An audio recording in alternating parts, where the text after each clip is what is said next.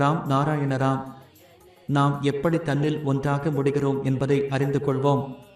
உலகத்தின் சுவைகளின் அனுபவத்தை எவ்வாறு உணர வேண்டும் என்பதை உணர்வோம். அறிவின் ஸ்வரத்தில் மேலும் தீவிரமாக ஒன்றியிருந்து அனைத்தையும் அறியத்தக்க அறிவை அடைவோம். அதனை அறிந்து கொள்ளுவோம். அதனை அறிந்தால் அனைத்தும் அறியப்படும், அனைத்தும் புரிந்து கொள்ளப்படும். எங்கே விதை இருக்கிறது அங்கே பூவும் இருக்கிறது, அங்கே பழமும் இருக்கிறது. மேலும் அந்த பழத்திலிருந்தே விதை மீண்டும் தோன்றுகிறது. நீங்களெல்லாம் விதைகள், மரங்கள், பூங்கலன்கள். அனைத்தும் எவ்வளவு அழகாக இருக்கிறது. கடவுளை அடைவது சாதாரண விஷயம். நீங்கள் ஏற்கனவே நிலைத்திருந்த நிலையை எப்படி அடைவீர்கள்? நீங்கள் இருப்பது நித்தியமான நிலை. அந்த நிலை எப்படி இருக்கிறது? இதுவே நூலின் உள்ளார்ந்த கதை.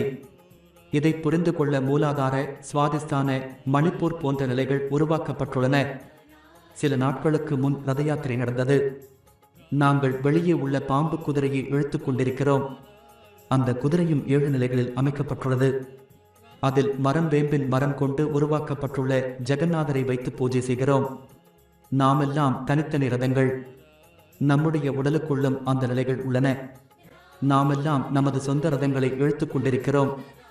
வெளியில் உள்ள ரதம் இல்லாமல் இயங்க முடியாது. நமது மனம் மற்றும் புத்தி ஒன்றிணைந்து ஒரே ஸ்வரத்தில் ஓடுகிறது. வீட்டில் உணவுகள் இருக்கும் போதும் நாம் திருப்தி அடைய மாட்டோம். உணவகங்களில் சாப்பிடும் உணவு நமக்கு பிடிக்கிறது.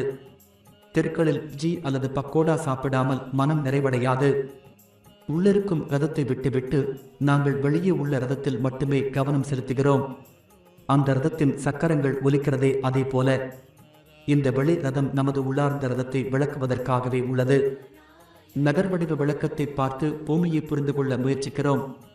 ஆனால் இன்று பூமியை விட ஆவில் மட்டுமே நம்மை ஆழ்த்திக் கொள்கிறோம். பூமியுடன் உள்ள உறவை துண்டித்து விட்டோம். நம்மிடம் இருக்கு தொல்லியல் பூஜை மற்றும் ஜூலா பூஜைகள் கூட பல நிலைகளில் கட்டமைக்கப்படுகின்றன.